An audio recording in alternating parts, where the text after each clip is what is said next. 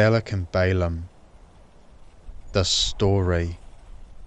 Moses and the Israelites arrived at the final stage of their journey, the plains of Moab, settling by the Jordan opposite Jericho, from Beth-Jeshimoth to Abel-Shittimim.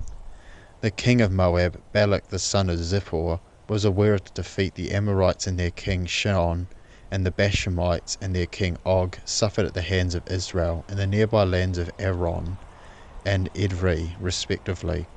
He became alarmed when he sighted Moses and the Israelites approaching, and discussed with the elders of Moab and Midian and his top messengers what they could do about this potential threat. They decided to hire Balaam, the son of Beor, a prophet and diviner, to curse the Israelite people, hoping it would weaken them, allowing Balak and his men to defeat Israel if war broke out. Balak's messengers travelled to Balaam's home in Pethor, near the Euphrates River, at the king's request. Later the elders of Moab and Midian joined, bringing Balaam's pay and reciting the same message the envoys had previously. Balaam was interested. He asked those visiting to stay the night, during which he would speak with God about their proposal. The leading men of Moab agreed, and Balaam communed with God about Balak's petition. Yet God commanded Balaam to remain and not fulfill the men and Balaam's demands. The men arose the next morning, eager to hear God's decision. However, they were disappointed to find God had rejected their plan and refused to let Balaam participate, and returned to Balak reporting their results. Balak decided to try again, but this time he sent more leaders and messengers than before, and of higher social standing, plus increased Balaam's rewards for completing Balak's wishes. Like before, Balaam agreed to heed the king's request, but only if God allowed, inviting the men to stay, and he would reveal God's decision to them the next morning. During the night, God permitted Balaam to follow the men, but only speak what he instructed. The men, like last time, were eager to learn Balaam's decision, more accurately, God's. This time Balaam agreed, mounting his donkey and journeying to Moab with the men. Yet God was angry that Balaam left, and sent the angel of the Lord to confront him. The angel of the Lord appeared in the middle of the road with his sword drawn, ahead of Balaam and the two servants he was travelling with.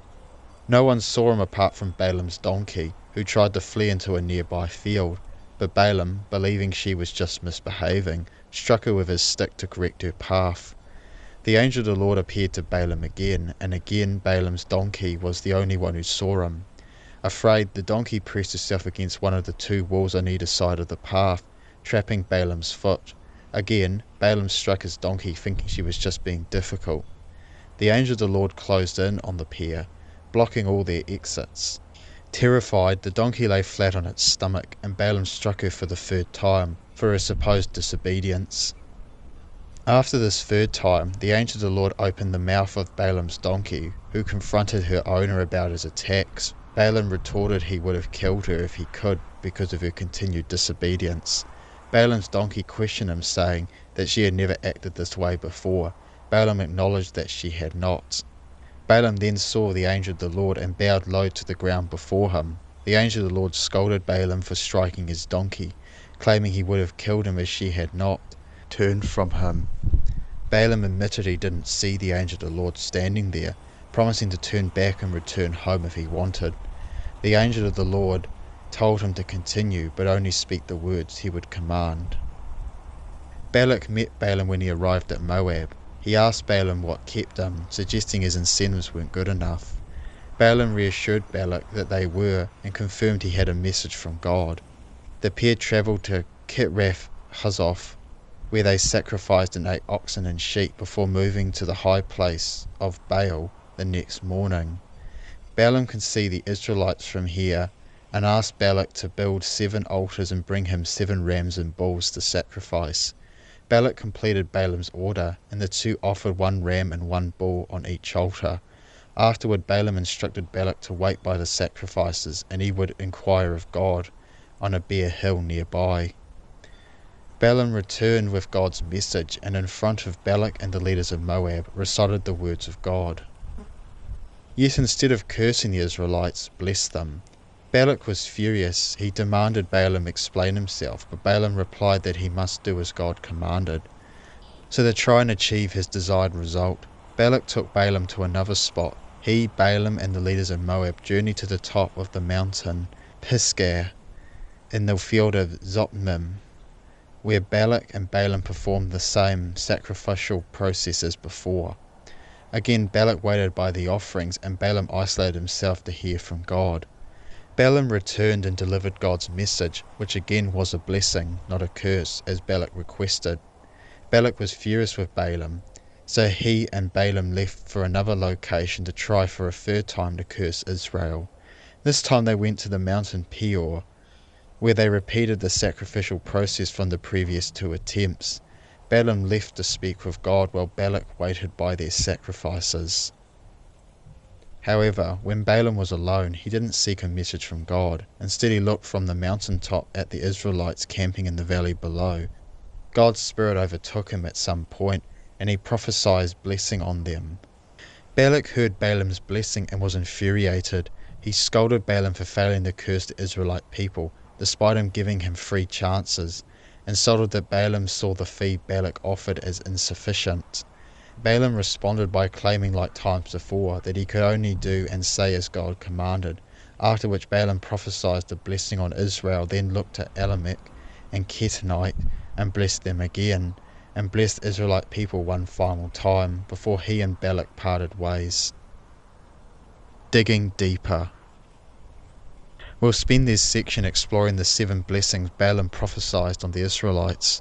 The first is found in Numbers 23, 7-10, in which God promises the Israelite people would grow to an innumerable amount of people, and the kingdom of Israel would have a unique and high exalted status among the nations.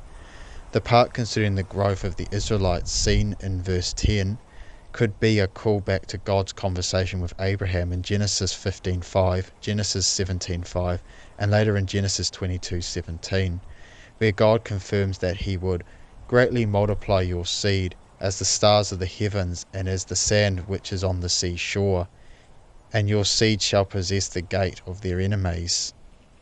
It's estimated that there are around 100 to 400 billion stars in our galaxy, and around 7.56 trillion grains of sand on Earth, making it most likely God's words are poetic rather than literal. Still, it shows that God promised Abraham an enormous amount of descendants. The last portion of Genesis 22:17 could link to the first part of Balaam's prophecy, the unique state of the nation of Israel in Numbers 23:7-9. This could solely be because they are God's people, and given the unique privilege of becoming God's representatives here on earth, which will later include spiritual Israelites, anyone who believes and follows God's Son Jesus. The second blessing on Israel from Balaam is recorded in Numbers 23:18-24. This prophecy explores and salutes Israel's high morality, military victories, and again its monarch. God expected the Israelites, his people, to live by higher moral standards than the surrounding nations, achieved through the 613 laws he gave to Moses. Yet Israel failed to fulfill this request of God's before and after the exile. Israel achieved many military victories during Moses and Joshua's leadership, David's reign as king, and many other places throughout the Hebrew Bible, only facing defeat when they disobeyed God. The Israelites' kingly line is special because it would lead to the King of the world, Jesus Christ. The third blessing from Numbers 24:3-9 prophesies and honours the victories Israel would achieve as a monarchy, which they would from Saul to the exile. The fourth, recorded in Numbers 24:14-19, looks to the coming of a king who would conquer Moab and Edom. In the Bible, Moab and Edom are conquered by Saul, David, the Israelites, and Babylon, so this could be what Balaam was prophesying. However, others have suggested this refers to the Messiah, with Moab and Edom being spiritual and representing the whole world. So Balaam could be looking forward to Jesus' return, when he returns to rule over the whole world. The fifth, found in Numbers 24:20, confirms the destruction of Elimelech. The Elimechites were a long-standing enemy of the Israelites from Genesis to 1 Chronicles, eliminated according to 1 Chronicles 4:43 by the Simeonites. The blessing claims that Elimelech was the first of the nations, Numbers 24:20, hinting that Elimelech was the first conquered and the rest of their enemies would follow, beginning under Moses and Joshua's leadership. The 6 is more of a blessing and warning for the Canaanites, a group of people who travelled with the Israelites, that the people of Assur would capture them and hold them as slaves, recorded in Numbers 24:21-22. It appears the Canaanites were absorbed into the tribe of Judah during David's reign as king, recorded in 1 Samuel 30:26-29, meaning their descendants potentially were taken captive as part of Judah during the Assyrian invasion of the exile, fulfilling this prophecy. The 7th and last blessing from Balaam is found in Numbers 24:23-24 and may relate to the 6th. It discusses God sending ships from Kittim to destroy Assyria and Eber, potentially meaning to show God's redemption for his people from those who harmed them, as Assyria was one of the nations that invaded Israel and held them prisoner. This is God promising to set them free. What to learn? What should we take away from the story of Balak and Balaam in Numbers 22-24? Like many other stories in the Bible, it teaches us the importance of remaining loyal and faithful to God in all situations. Throughout the narrative, Balaam continuously tells the leaders of Moab and Balak himself that he would only do what God commanded him to. This is contrary to the Israelites' attitude, who throughout their journey to the Promised Land had continually disobeyed God. It also demonstrates God's loyalty and faithfulness towards his people, because even though the Israelites had consistently turned their backs on God and forsaken and broken his commandments, he was still blessing them without their knowledge, blessing them through Balaam a total of 7 times. How does this apply to us today?